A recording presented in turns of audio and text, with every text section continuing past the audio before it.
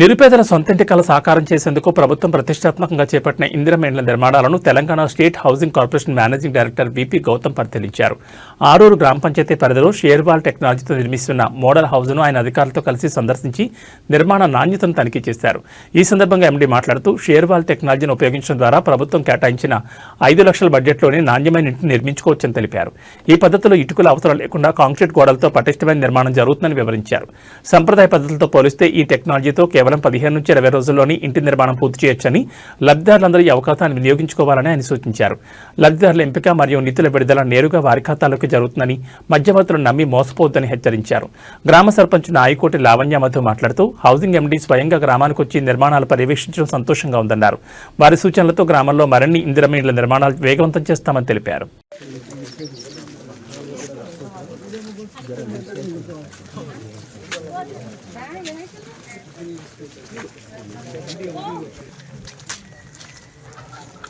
ఇప్పుడు ఇది final stage, ఇప్పుడు క్యాప్చర్ చేసేసారా? ఇది క్యాప్ పెట్టిన తర్వాతనే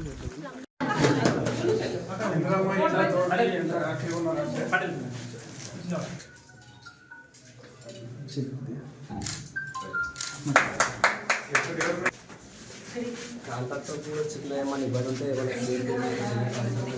ఎన్ని టన్నులు ఇస్తే ఎంతవరకు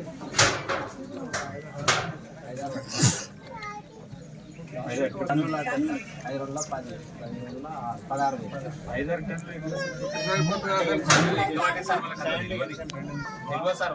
మిక్సింగ్ చేసి 4 days లో పెట్టేస్తాం. ఫిక్స్ చేయడానికి 4 days, కాంక్రీట్ చేయడానికి 2 days, వేసేది ఒకటే రోజు 1 day.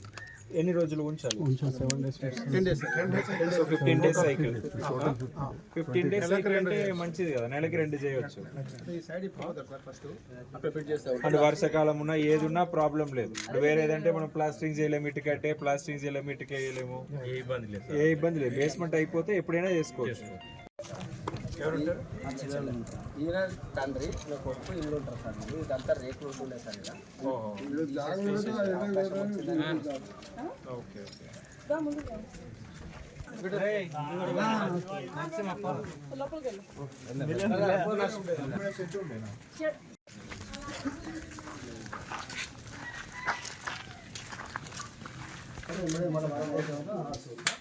ఒకటి కొట్టేస్తున్నాం సార్. వాల్స్ కొట్టేసిన తర్వాత అది మూవ్ అయిన తర్వాత గవర్నమెంట్లో గతంలో ఇచ్చాము. ఏం సమస్య అంటే అప్పుడు గోదాం పెట్టుకొని ఇచ్చి మళ్ళీ అది గవర్నమెంట్ ఆలోచిస్తుంది దాని మీద. బట్ మీన్ వైల్ మేము కూడా మాట్లాడుతున్నాం. మీన్ వైల్ మండల్ లెవెల్లోనే మాట్లాడేసి ఇప్పిస్తే బాగుంటుంది.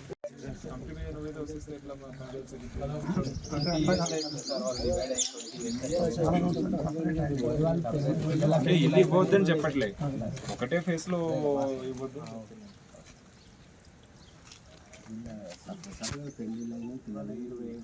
ఆయనకి 7,20,000 అయింది సార్. ఇదే 400 ఎస్ఎఫ్టీకేనా? లేకపోతే కొంచెం పెద్దదా? దీనికి మరి కొంచెం ఇప్పుడు దీనికి మెట్లు లేవు కదా సార్.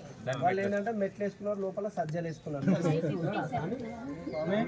నువ్వు కొంచెం మాట్లాడిపించి యాక్టివ్ ఇనిషియేటివ్ తీసుకో. నువ్వు ఏమి గ్రౌండింగ్ స్లో కానీ కారణము ఇక్కడ పేదరిక. సో ఇప్పుడు డబ్బులు వచ్చే కొద్దీ వాళ్ళకి సో వాళ్ళు ముందే కట్టిస్తారు, తర్వాత డబ్బులు ఇస్తారు. మళ్ళీ ముందు కూడా వాళ్ళకి ఏమైనా అడ్వాన్స్ ఇవ్వాలా? సో మొత్తం ఎంత ఇవ్వాలి వీళ్ళు ఇప్పుడు కట్టించిన వాళ్ళకి?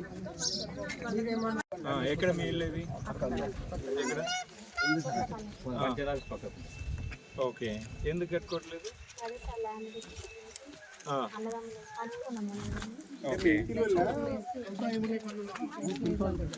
ఇంటి కూడా ఇంకేదైనా ఇబ్బంది? మీ అన్నదమ్ముల వాళ్ళ భర్త అన్నదమ్ములు సార్ 3 ఉన్నారు. వాళ్ళ దాంట్లో స్థలం ఒక ఆయన కట్టుకుని ఇంకిద్దరు కట్టుకుని వాళ్ళకి ఏమైనా ఇబ్బంది ఉంటే మేము షాప్లో చెప్పినాం సార్. ఇప్పుడు సిమెంట్ ఎంతకి మీరు ఇస్తున్నారు? మేము ఒక 100 సంచుల దాకా రేటు అది రోజు చేంజ్ అవుతుంది సార్. 380 నుంచి ఉన్నది సార్ రేటు. 350 మరి ఎక్కువ రేటే, రెగ్యులర్ రేటే. సిమెంట్ అంటే మీరు ఇంత బల్క్లో మాట్లాడేటప్పుడు మీరు 10-20 మందికి మాట్లాడతారు. లోడ్ లెక్కనే వస్తుంది కదా, అప్పుడు మీకు తక్కువ ఇవ్వట్లేదు. ఒక నెల 2 నెలలకి ఇస్తున్నాం కదా సార్. పేమెంట్ కూడా 1 నెల పెండింగ్ ఉంటుంది. అంటే ఆయన ఆగుతున్నారు సార్, మాకు మా ఊళ్ళోనే ఉన్న షాపులు చీపు అది 2 ఇద్దరు ఇస్తున్నారు సార్. వాళ్ళు బిల్లు పట్టినప్పుడు ఇట్లా ఇచ్చే ఇళ్ళకు మరి ఎండి గారు కూడా ఆ ఇళ్ళని చూసిన తర్వాత సంతోషించిండు. మరి ఇంకా ఇటువంటి ఇండ్లు కట్టడానికి ప్రోత్సహించాలని మరి అధికారులకు ఆదేశించడం జరిగింది.